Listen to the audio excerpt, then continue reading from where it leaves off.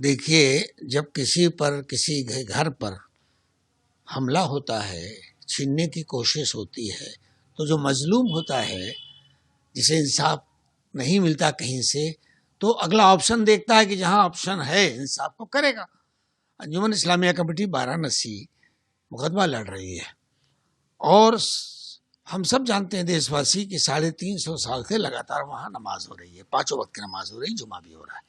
बगल में मंदिर है और यही तो हमारे भारत की शान है कि एक तरफ मस्जिद है, एक तरफ मंदिर है, एक तरफ गुरुद्वारा है तो एक तरफ गिरजाघर है। यही हमारी शान है, जिसे हम अंग्रेजी में कहते हैं को एग्जिस्टेंस, एक साथ रहना, अगल बगल में पूजा स्थल का आबाद होना, हाँ?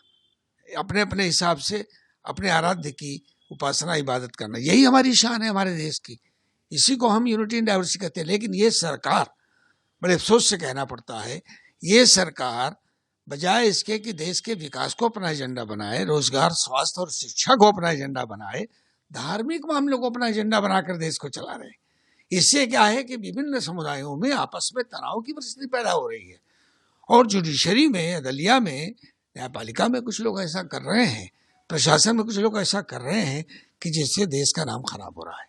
जैसे ज्ञान माफी का मामला ले लीजिए आप, दोपहर में डिस्ट्रिक्ट जज के यहाँ से ऐलान होता है कि ये जो वहाँ का क्या कहते हैं केयर टेकर है डिस्ट्रिक्ट मजिस्ट्रेट, वो 7 दिन के अंदर वहाँ पर पूजा पाठ की व्यवस्था कराए और वो 7 घंटे के अंदर करा देते हैं। इसके माने डीएम साहब की बड़ी संतृप्तता है।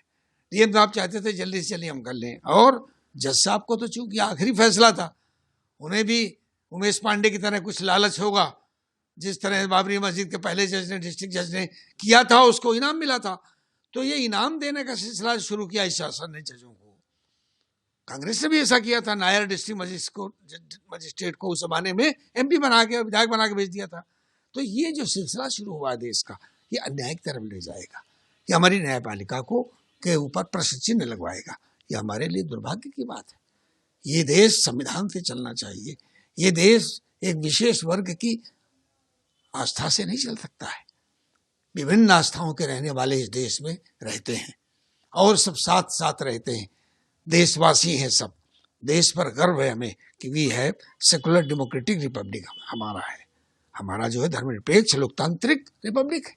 हमारा एक व्यवस्था, धार्मिक व्यवस्था का देश नहीं है, संवैधानिक व्यवस्था का देश है। भारत ने डॉक्टर भीमराव अम्बेडकर के चेयरमैनशिप में जो संविधान मिला उसके अनुरूप देश चलेगा। लेकिन ये 9 साल से ये सरकार एक खास विचारधारा, एक वर्ग की तुष्टीकरण के साथ देश को चलाना चाहते हैं। ये गलत है। जहां तक बात रह गई अंजुमन इस्लामिया कमेटी की, वो करेगी, और पटना बोर्ड और हम सारी संगठन जो सहयोग कर सकते हैं करेंगे।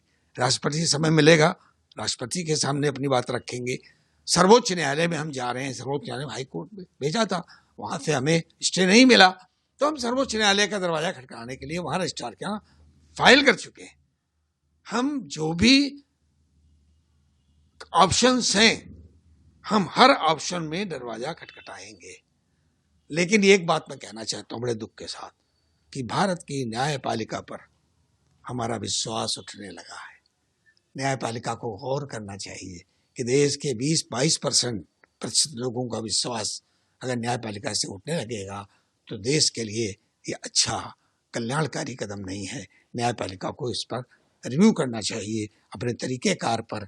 जुडिशरी पे जो बैठे जो प्रिसाइडिंग जजेस हैं उनको गौर करना चाहिए, मैं जरूर करना चाहता हूँ। देखिए, यूसीसी के खिलाफ तमाम देश की धार्मिक अल्पसंख्यक हैं, सारे अल्पसंख्यक हैं। दूसरी बात, जैसे जिन्हें तथाकथित हिंदू समुदाय का हिस्सा कहा जाता है, लिंगायत, जिनकी आबादी 7% है, और एक राज्य में तो उनका प्रभुत्व है, हमेशा मुख्यमंत्री उनका रहता है, आज भी उन्हीं का मुख्यमंत्री कर्नाटक में। ये तमाम लोग भारत में यूसीसी को गैर जरूरी समझते हैं, यूनिफॉर्म सिविल कोड को गैर जरूरी समझते हैं। जहाँ तक आईपीसीसी का मामला, इंडियन पेनल कोड का मामला है, वो ऑलरेडी एक है, लेकिन कुछ चीज़ें ऐसी हैं, जैसे हम इस्लाम की बात करें तो हमारे यहाँ पारिवारिक जीवन को गुजारने के लिए, या विरासत के जो तकसीम का मामला है, हिबा वक्फ का मामला है, ये सब शरीयत से गवर्न होता है। और ये शरीयत एप्लीकेशन एक्ट 1937 से भारत में चला अंग्रेजों के ज़माने में। उसके बाद हमारे संविधान में भी उसकी व्यवस्था की गई, शरीयत एक्ट की व्यवस्था की गई कि भाई मुसलमानों के जो आइली मामलात हैं, जो फैमिली इश्यूज हैं, वो फैमिली लाज गवर्न होंगे पर्सनल लॉ से। लेकिन ये सरकार तो पहले से कह के आई है कि हम देश में एक विधान, एक कानून, एक चुनाव और एक सरकार लागू करेंगे। ये सरकार ये नहीं सोचती है कि नारा तो ठीक लगता है, लेकिन भारत जैसे विविधाओं के देश के लिए ये उपयुक्त नहीं है, इसकी जरूरत भी नहीं है। देश चल रहा है, अलग अलग आस्थाओं में, व्यवस्थाओं में लोग आस्था रखते हुए, यकीन रखते हुए सब देशवासी हैं, सब देश में मिलजुल कर रह रहे हैं। लेकिन ये जो इस समय सारा सत्ता में बैठे हुए लोग हैं, इनका ये पॉलिटिकल एजेंडा है। It is there political agenda, political एजेंडे पे वो चल रहे हैं। इस पॉलिटिकल एजेंडे को हम देश के लिए हित कर समझते हैं, हम इसका जहां तक जैसे भी होगा विरोध करेंगे, वो कर रहे हैं।